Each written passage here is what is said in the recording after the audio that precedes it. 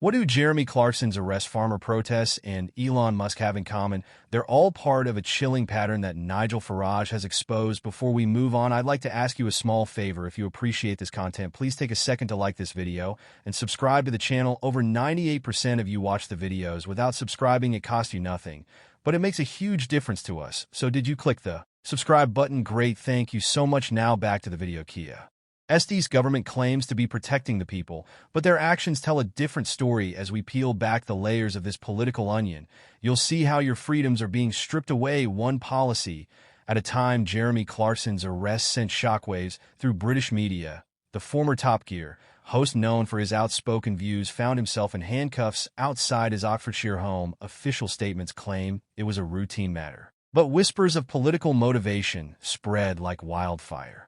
Clarkson's no stranger to controversy. His sharp tongue has landed him in hot water countless times. Remember the slope incident in Myanmar, or the time he punched a producer over a steak.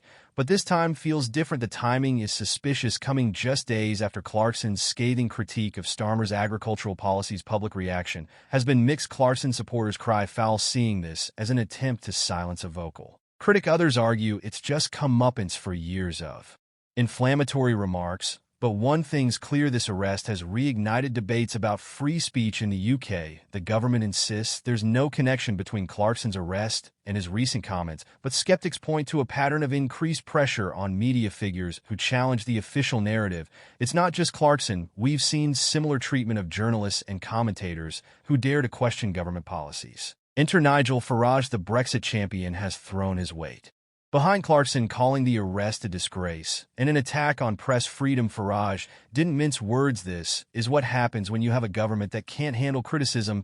They're using the police as their personal enforcers. Farage's involvement has elevated this from a celebrity scandal to a national debate. He's drawing parallels between Clarkson's situation and broader concerns about civil liberties. Today it's Clarkson. Farage warned to tomorrow it could be any one of us who speaks out against the government. The implications of this case reach far beyond one man's arrest. It's forcing Britain to confront uncomfortable questions about the state of their democracy, a mile wide, an inch deep.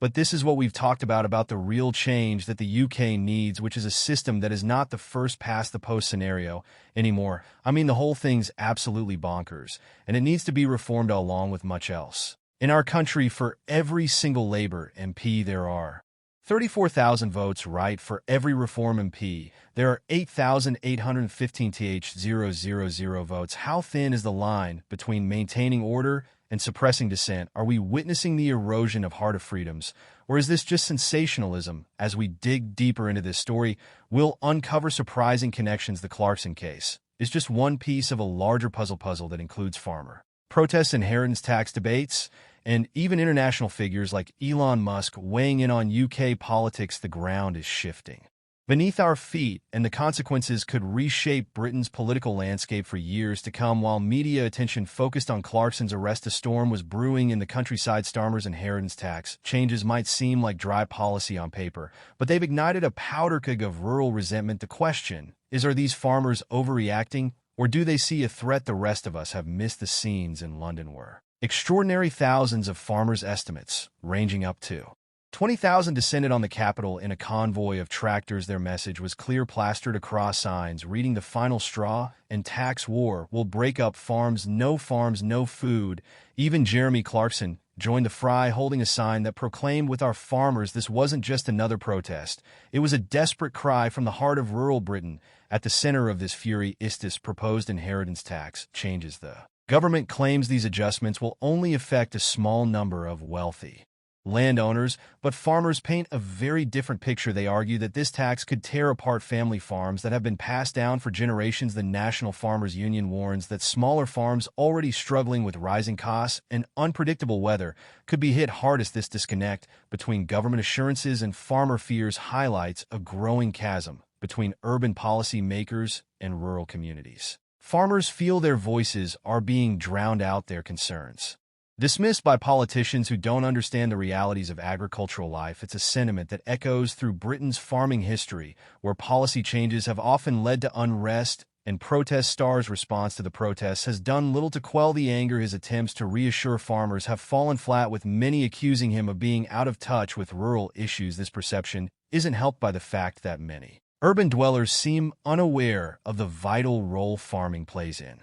British culture and economy. But the implications of this tax dispute reach far beyond the countryside. There's a real concern that if smaller farms are forced to close or sell off land, it could have a domino effect on UK food security. In an era of global uncertainty, the idea of becoming more reliant on food imports is unsettling to many as this story unfolds. Unexpected allies are emerging. Nigel Farage has thrown his weight behind the farmers, framing this as not just a tax issue, but a fight for Britain's rural heritage, and whispers are growing that this could be part of a larger pattern of eroding freedom and traditions. The farmers' fury is more than just a tax protest. It's a battle for the soul of rural Britain, and its outcome could reshape the country's landscape, both literally and figuratively, for generations to come. The threads connecting Clarkson's arrest, farmer protests, and free speech debates weave a troubling tapestry for British democracy. We're seeing a government that seems increasingly willing to silence dissent, whether it's a celebrity critic or struggling farmers. The question we must ask ourselves is, are we comfortable with a Britain where speaking out against those in power carries such risks? This isn't just about Clarkson or inheritance taxes. It's about the very foundations of our democratic society, the right to voice unpopular opinions, to challenge those in power, to fight for our livelihoods. These are freedoms we've long taken for granted, but as we've seen, they can be eroded quickly and quietly if we're not paying attention. Experts warn that this tension between the government and rural communities could lead to greater political instability. We might see a shift towards more populist movements as people feel increasingly disconnected from those making decisions in Westminster. It's a trend we can't afford to ignore. So what can we do? Stay informed. For starters, engage with local agricultural organizations, participate in community discussions about government policies. Don't just accept what you're told, question it, challenge it. Remember, a healthy democracy thrives on debate and dissent. It's up to all of us to keep that spirit alive.